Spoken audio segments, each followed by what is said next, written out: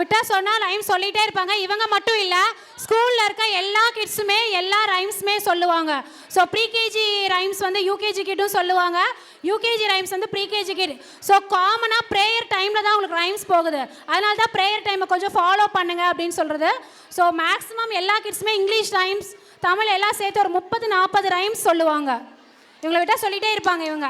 Very good, super.